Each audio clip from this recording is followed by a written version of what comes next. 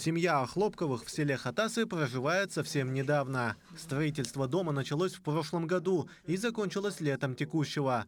Дом получился большим и просторным. Насчет газификации узнавали, что, как это все делается, этапы работ. Ну и узнали от знакомых, от друзей, то, что такая есть программа, социальная программа, о том, что многодетные тоже входят туда.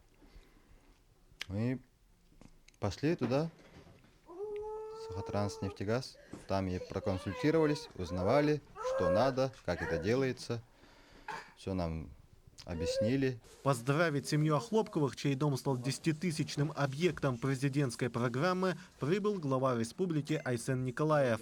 Семья встретила его, накрыв стол различными угощениями. Теплые полы, холбанан туразлар.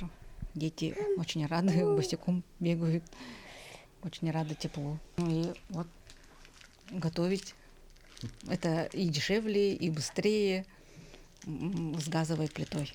Сейчас Якутия в предоставлении соцгазификации занимает лидирующее место по Дальнему Востоку и 7-е по России. 10 тысяч домов получили доступ к пользованию природным газом. Лидерами по подключению стали Якутск, Медино-Кангаласский и Чурапчинский улусы, в которых газифицировали больше половины домохозяйств Якутии. Сегодня мы уже говорим о том, что нужно продолжать газификацию в том же самом Хатасах, потому что Хатас растет по численности населения. Об этом сегодня и Евгений Николаевич Григорьев говорил. Другие села надо газифицировать. Есть у нас большой проект газификации Левобережья, Верхневилюйского улуса.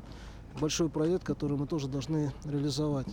В целом, те задачи, которые перед нами ставит руководство в лице нашего главы Айсена Сергеевича Николаева, они выполняются.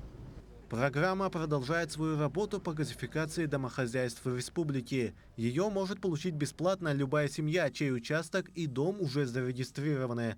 Нужно лишь подать необходимые документы, и в указанные сроки газ будет подведен и подключен к домам, обеспечивая комфорт и тепло жильцам. Тимур Калмогоров, Семен Семенов, Хатасы.